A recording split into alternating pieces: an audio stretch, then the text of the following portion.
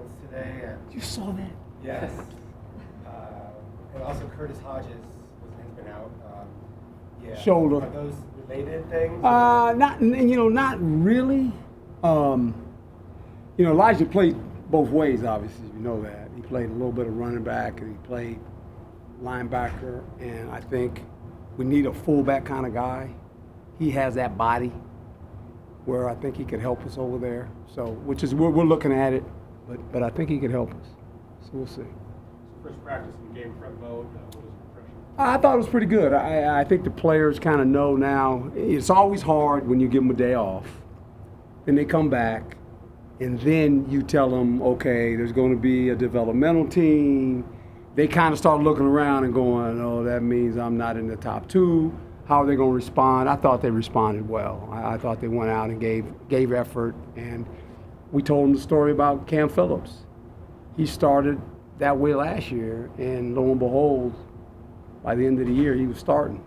He was contributing. So there's always got to be this break-off period where, okay, we need you guys to service. And I think what's good is that you see at the end of practice, that's the developmental period we used to do on Sundays. So now we do it after practice. I estimated if we continue to do it through the rest of the season, they'll get almost 1,000 plays of offense and defense. So that's a good thing for them. A good thing for us, too, because they're learning the system. So I think we've kind of, once you make the quarterback announcement, then that settles down. Now it's a matter of just settling what groups we're going to play on defense, how we're going to have the rotation with our line, and then secondary. What are we going to do with all those guys? Because we've got some guys, and that's to me, that's going to be the hardest decision, because you're looking at guys and you're saying, okay, we got all these guys. You don't want to burn a guy's year if he's not going to play. It's not fair to the kid, and I don't want to do that with any player. So we got to figure out how many guys we're actually going to use. Injury always plays a part of that. Then we got, and I'm looking at the numbers, and I'm looking at the numbers that have already committed next year to that position. I'm going, woo, a lot of guys. That's okay. The more, the better, especially when you can cover like these guys can. So we got to figure that out. Is there any sort of update with Zach Robertson at all? Not yet. I mean, we're hopeful he's going to get back sometime, but right now we're going without him. Obviously, he would help us, but he's got to get his situation figured out. And that situation is clear, then he'll be back. So that's where that's at. Are you closer to settling on your offensive line? For the most part, I think the guard position is still kind of one of those positions where we're trying to figure out who is that guy. I do know this. We got to get it settled. They need to know who those 5 guys are. And, we got to protect the quarterback. I mean, I think he's pretty good. And I think if we can protect him, then we got a chance. So, everyone knows that. So with the rule that you can play up to 4 games and still maintain your redshirt, yes. Is your goal the first 2 weeks, no disrespect to those opponents, to really play as many? Yeah, well, last year we kind of picked and choose, and I think all the coaches, it was a new deal. How do you do this, right? Do you use early non-conference games? Do you save one obviously for a bowl game, right? So I think that's what we'll have to discuss. And who are those players? I think that's the key when we identify how many of those guys we have, how many of those guys we feel like are a second team that eventually can help us and be in the rotation. Then that's not even going to be a question for those guys. They're just going to play, right? And we'll have some freshmen again that'll be in that situation. Yeah. Coach, going into this season compared to last year being your first and getting back into coaching and being in college football, just what's been different this year in your approach, especially in game preparation for this first game? Well, I think the approach is the same for me. You always have that mentality of how you're going to handle a game, but I think it's much easier for me now to know how my coaches are thinking and how I'm thinking. Last year, one thing you come in, you learn how to practice together, right, as a coach, and you kind of figure out what the head coach likes and what he doesn't like, but kind of now we don't need to do that. Then you go through the game part. Well, how are we going to react in the game? How am I going to react in the game? Everybody wants to know, what's he going to do, right? So now everyone has an understanding of how I deal with that.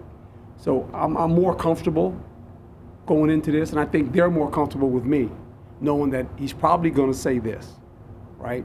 And especially in situations, they kind of know what is he going to, like I always go back to the situation last year when it was, I think 4th and 1 or 4th and 2, and I tell Coach we're going for it, and he throws a fade. I'm like, that's interesting, right? Throws a fade. Now we threw a touchdown, right? So it was all good, but I'm like, that's interesting. And then I said, after he did it, I said, well, that's on me. Welcome to college football. I guess that's what you do. But I just hand it around, give the make first down, keep going. But we threw a fade, on 4th down. So it's like, okay. So that's what you learn. No big deal. It all when it works, it's all good. What did you think of DeMarcus and how he's played? Obviously, he's one of those guys in that position that's loaded. Yeah, he's, I think what has happened is that the guys that were here last year, they lost sight of there's another class of guys coming. They're pretty good. And I think that keeps the competition stirred up. And I was telling them today in the meeting room, I said, we could be to a point to where we play a lot of man-to-man. And I said, if we do that, we're going to need 5 or 6 guys. We're going to need at least 5 to 8 guys have to play because you're going to be fatigued chasing these guys around the field all day, right? So I think if you're a corner or a safety, one of those guys, you know that you're going to get some playing time. You weren't happy that he tackled the other day when you weren't supposed to. No, don't tackle them, especially the quarterbacks. And I was then, going to say, especially Captain America. yeah, don't leave Captain America alone. And he's fine. He bounced up, I said, just leave him alone, man. Just, leave. And they get, he has a black jersey on, and sometimes they get, he's, because, and I understand their point, because all of a sudden he's playing quarterback. They know they're not supposed to touch him when he plays quarterback. But then he turns around and plays wide receiver, and they say, it doesn't matter. We don't tackle anybody. So just don't tackle anybody. We'll be fine. That's where it's at. With Stephon, right? I know he's kind of doing awesome stuff. Mm-hmm. Kind of condition. What do you think's going to be the next step? Kind of getting him back into. You just mentioned the condition. He had a shoulder surgery back when he, 4 or 5 months ago, and he's still progressing with that. And hopefully he can progress enough where we can get him in the lineup because he's a talented young man. He's eager to practice and play. He really is. But we're not going to put him in harm's way. We're going to wait. Doctors will tell us when he can go out and start hitting people and playing more. It's always on there. When they say he's ready, he's ready. When they're not rushing players, we're not doing that around here. We'll never do that. And when he does come back from his bullshit, what do you like most just about his game? He's a powerful young man. He has a lot of power. Can press the pocket, can move people off the ball. You always want linemen that obviously can change the line of scrimmage, and he's one of those guys. But he's a raw, talented player, and now he's playing against guys as big as him, and that's the difference. He's playing against seniors and juniors, and he's a freshman, so still got a long way to go, but he's going to be fine. Okay? Thanks, Coach. Thank you. Sorry, Coach. I was going to ask real quick. How do you feel that James responded to getting out his first college opponent? Well, I think, he's been kind of in this situation his whole career as a high school player. He gets a lot of accolades, a lot of pressure on him to play well. But that's a quarterback position. I think if you see him and you watch him, his demeanor, he's got a nice demeanor. He doesn't get too far, doesn't get, he got it. He just got that.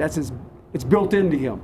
And that's a good thing because as much as we practice and all that stuff, opening night will be opening night. And it'll be the first time he ever plays a college game. And he'll have anxiety. We all know that. We all will. But it'll be interesting how he handles it. I think he'll be fine, to be quite honest. Thank you.